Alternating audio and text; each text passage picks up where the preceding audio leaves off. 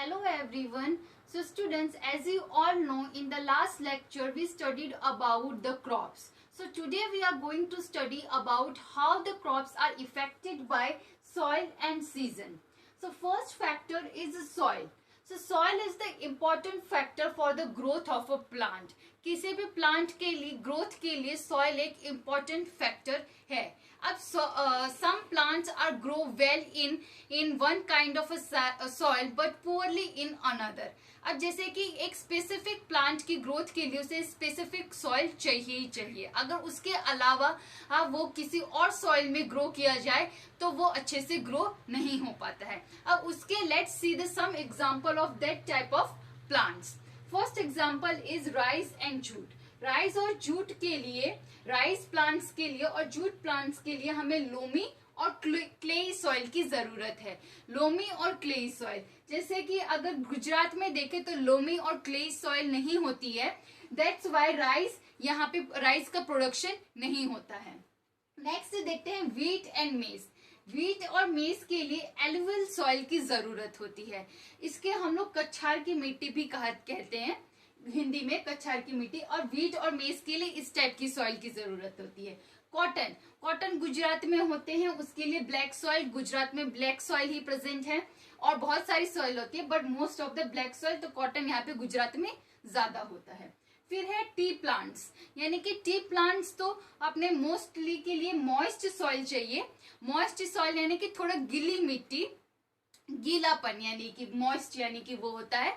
और दार्जिलिंग, असम और इस सब जगह पे ये टी प्लांट्स का ग्रोथ होता है, प्रोडक्शन होता है. नेक्स्ट है coconut trees. Coconut trees coastal areas में होते हैं, साउथ साइड में ज्यादा होते हैं कोकोनट ट्रीज, और उसके लिए सैंडी सॉइल चाहिए. ठीक है, तो ये हो गया सॉइल के लिए. अब season, how season affects the crop. Season कैसे अफेक्ट करता है क्रॉप को.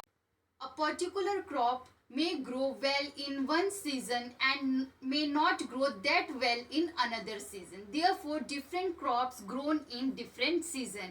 Different types की crop different season में grown की जाती है ताकि उनका production अच्छे से हो पाए.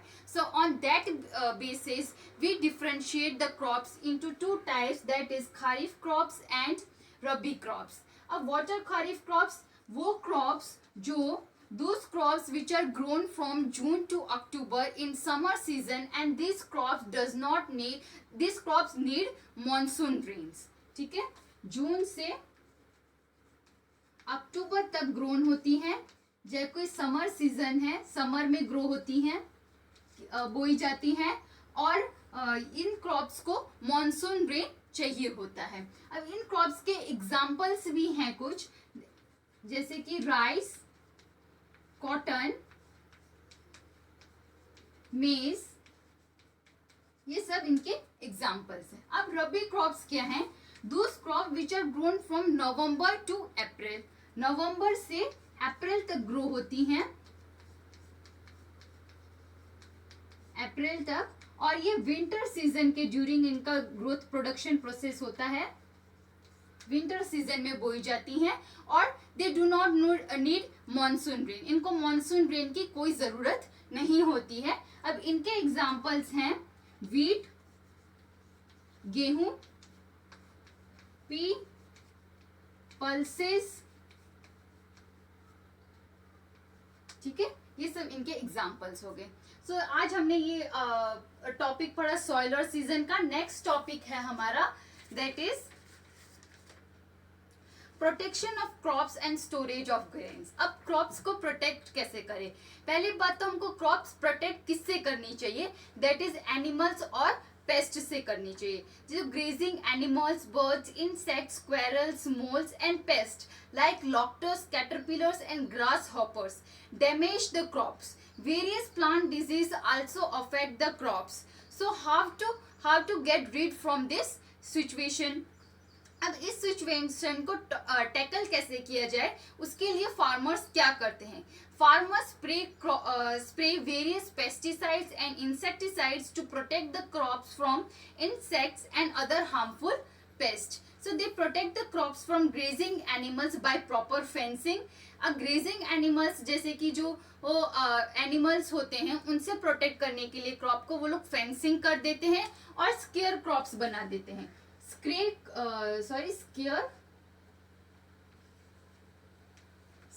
क्रोज. ठीक है. अब स्केयर क्रोज क्या होते हैं कि जो फील्ड में एक स्टिक के ऊपर कपड़े पहना के रख देते हैं, यानी कि जो नकली पुतला बनाया जाता है ताकि उससे एनिमल्स डरे या फिर बर्ड्स डरे, तो उसे हम लोग बोलते हैं स्केयर क्रोज. ठीक है. Grains and seed should be stored properly after harvesting the crops. फिर है नर्सरीज. नर्सरीज क्या होती हैं? Different types of plants are grown in a nursery. Favourable growth condition are provided to the plants in nursery. अब nursery क्या होती है? एक जगह होती है, उसमें प्लांट्स ग्रोन किए जाते हैं और उनको फेवरेबल कंडीशन प्रोवाइड की जाती हैं. जैसे कि इसमें स्मॉल प्लांट्स और सैपलिंग्स ग्रो होती हैं नर्सरीज में, और उनको प्रोवाइड किया जाता है sufficient amount of water, light, air और adequate temperature. Superior quality of plants are produced by various techniques such as grafting and layering. Very rare and exotic plants are also grown in nurseries. बहुत कम type के plants nurseries में एक grow किए जाते हैं. सो यहाँ पे हमारा ये चैप्टर कंप्लीट होता है. In the next lecture we will move to the exercise and going to solve the all the questions of the exercise. Thank you.